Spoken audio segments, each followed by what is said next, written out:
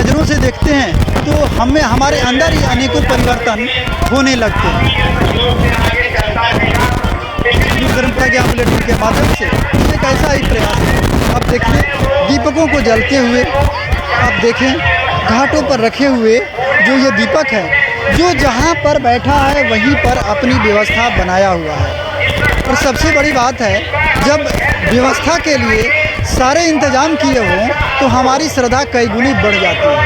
और ये एक बहुत बड़ी बात है कि जब धर्म के प्रति लोगों की आस्था बढ़े तो उस आस्था को नवीनता देने के लिए, उस आस्था को बढ़ाने के लिए हमें सहयोग जरूर करना चाहिए। प्रज्ञा बुलेटिन के माध्यम से ये एक प्रयास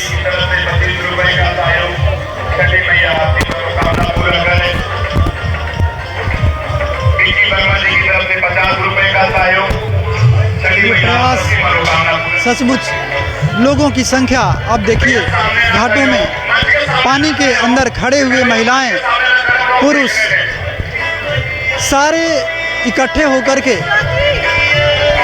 अब भगवान सूर्य को जो पूरब दिशा में अब उगने वाले हैं उनका इंतजार है। अब भगवान सूर्य को अर्पित करने के लिए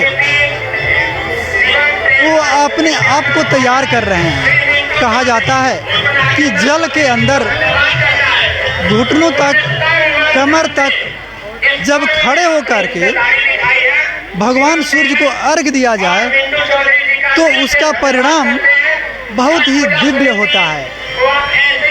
मनोकामनाएं पूरा करने के लिए लोग इस तरीके को जो अपना रहे हैं, ऐसे तो लगता है कि श्रद्धा के कारण लोग ऐसा कर रहे हैं, लेकिन इसके पीछे एक बड़ी वैज्ञानिकता भी है।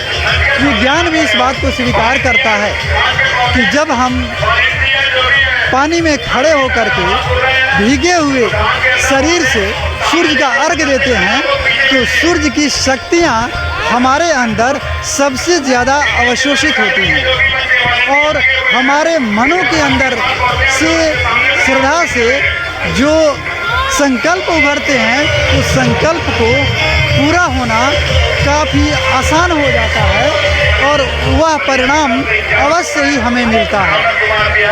गायत्री मंत्र एक ऐसा ही मंत्र है जिस मंत्र को जपने के लिए कहा जाता है तालाब के अंदर, नदी के अंदर हम उसको जपें, उसकी उपासना करें तो उसके परिणाम मिलते हैं। और इसका सीधा संबंध भगवान सूर्य से होता है।